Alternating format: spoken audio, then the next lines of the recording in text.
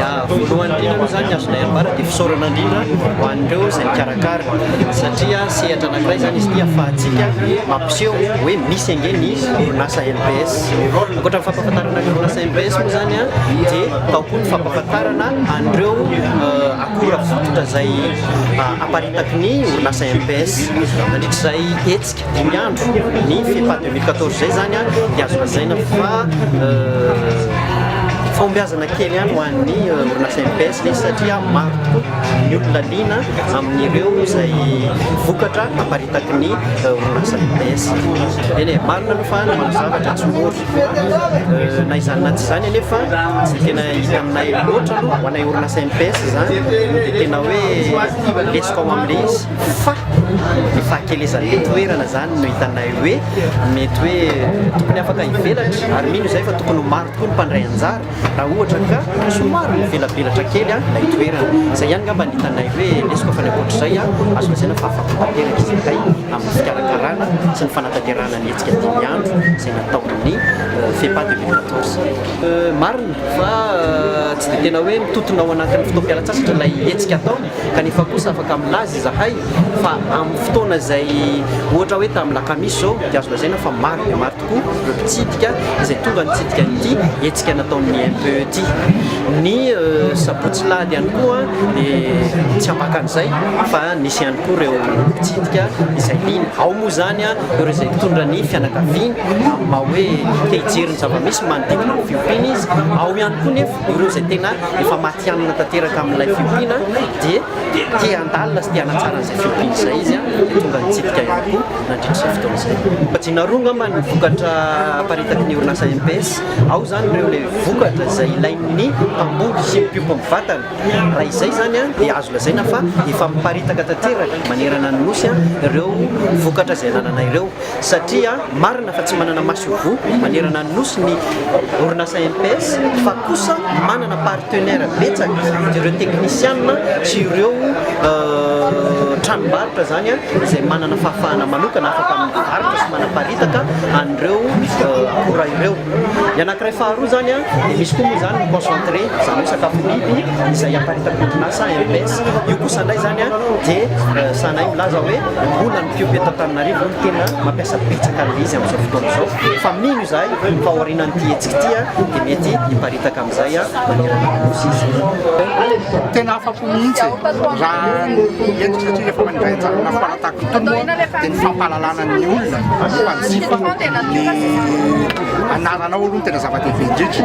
Maro ny mpitsidika ary nanao ezaka be ny MPE amin'ny fanentanana isan-karazany na tamin'ny fahatongavan-dokoana ndraiky manjakana teto amin'ity toerana fotsiny dia efa zava-dehibe ho anay ao amin'ny CAP-Riana Roa izay manao asa famokarana izany zavatra. Ho anay atao amin'ny hopitala hafa fahitana ny 5 andro teto dia ny fahatsapanay faliana amin'ny vokatra vokarin'ny mpamokatra malagasy ny malagasy amin'izao fotoana izao.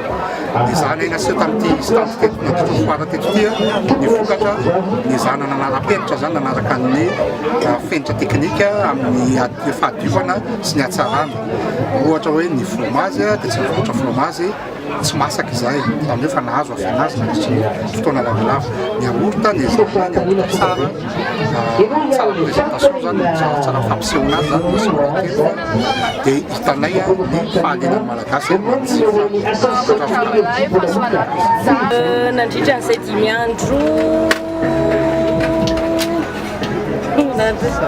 misy ny foara teto anamisana izay zany foaran'ny MPE dia hitanay hoe tsara ny vokatra ry saoranay manokana voalohany indrindra aloha ho an'ny mpanjifa sy ny mpitsidika rehetrarehetra satria matoa misy mifoara tahaka izao zany dia miezaka foana zany ilay kanadiana zany manome vokatra tsara ho an'ny mpanjifa.